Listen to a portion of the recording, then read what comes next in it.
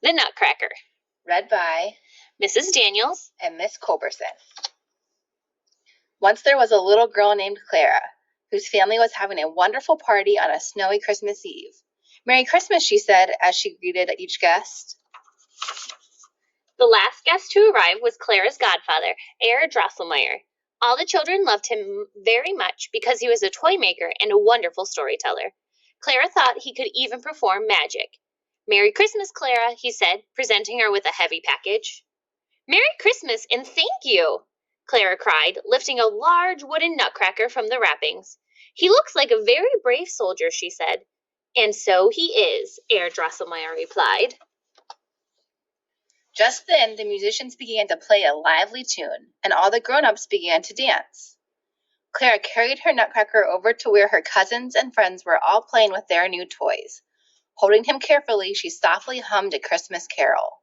All of a sudden, Clara's little brother Fritz jumped up from behind her chair and grabbed the nutcracker. "No, Fritz, no!" Clara cried, chasing him. Soon all the children were running after Fritz, but the nutcracker was very heavy and Fritz was a very little boy. The nutcracker crashed to the floor and broke. Clara sadly picked up her injured nutcracker and showed him to Herr Drosselmeyer. "Why, Clara," he said, tying his handkerchief around the nutcracker's broken jaw, "many good soldiers get hurt in battle. This will be his bandage, and you will be his nurse." And he wiped her tears away and handed the nutcracker back to her. Clara was a good little nurse. She gently tucked the nutcracker into the doll's bed she had received as a Christmas present. She stayed by his side until all the guests had gone home. Then she kissed him good night and went up to bed. But Clara could not stop thinking about her nutcracker, so back downstairs she crept and lifted him from the little bed. Then she curled up on the sofa and fell asleep with the nutcracker in her arms. While Clara was sleeping, Herr Drosselmeyer came into the room. He quietly took the handkerchief off the nutcracker's jaw and gently waved it over Clara and her new toy.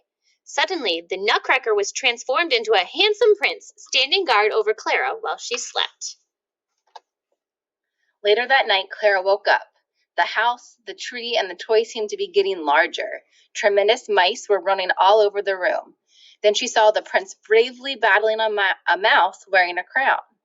Leave him alone, Clara shouted at the wicked mice. She jumped off the sofa and threw her slipper at the Mouse King, hitting him squarely on the head. He fell to the floor, and the other mice ran off, carrying their leader. "Thank you for your help, Clara," said the prince, picking up the crown that had fallen from the Mouse King's head. "I would like to invite you to the land of the sweets to meet the Sugar Plum Fairy, who is ruling there until I return." The prince placed the crown upon Clara's head, and her nightgown changed into a beautiful shimmering dress.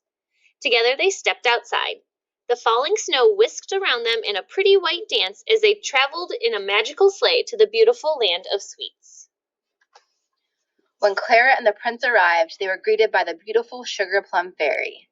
The prince told her about the battle with the giant mice and how Clara had saved him from the Mouse King. "Hooray for Clara!" cried the people of the land of the sweets. They led Clara and the prince to two candy cane thrones. Then they began a celebration, performing beautiful dances that lasted long into the evening. Spanish dancers celebrated, chocolate flower fairies performed a waltz, and Russian dancers did a splendid candy cane dance, jumping high into the air. At the end of the evening, the Sugar Plum Fairy twirled gracefully with her cavalier. Clara sighed as she watched the beautiful dance.